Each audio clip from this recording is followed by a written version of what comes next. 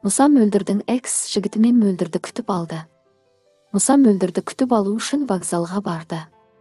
Жол қаншама кептеліс болса да, Мұса бірнеше сағат бойы шыдамдылықпен көлікті өткізіп вокзалға жетті. Мұса ескі досы Жандәулетпен Мөлдірді күтіп алуға келді. Өткен маусымда Жандәулет Мөлдірмен таныстықты жалғастырып, аралары жұпқа дейін жеткен болатын.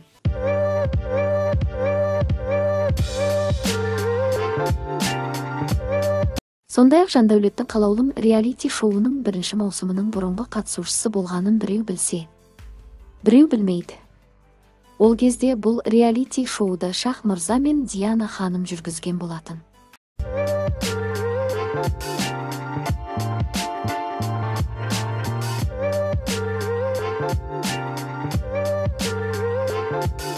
Мөлдір досы Меруертті ертіп вокзалдан келді.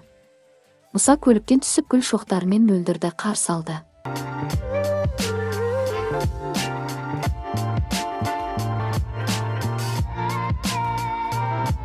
Күтпеген оқиға орын алды. Жанболат бұрынғы жұбы Мөлдірге қарай берді. Мұны көрген Мұса Мөлдірді қызғанып қалды. Негізі Мұса Меруертті таныстыру үшін Жандәулетті әкелген.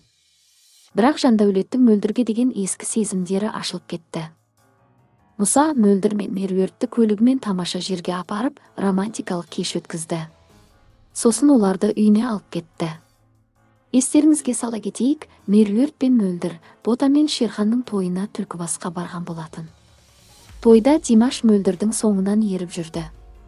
Тіпті гүл шоқтарын сыйлап қызы болуға ұсыныс жасады. Бірақ Мөлдірдің Димашқа берген жауабын ешкім білмейді. Мүмкін Димашқа «иә» немесе «жоқ» деді. Бірақ Димаш тойдан кейін Нұрсұлтанмен қуанышын атап өтті. Нұрсұлтан Димаш пен Мөлдірге бақыт тіледі.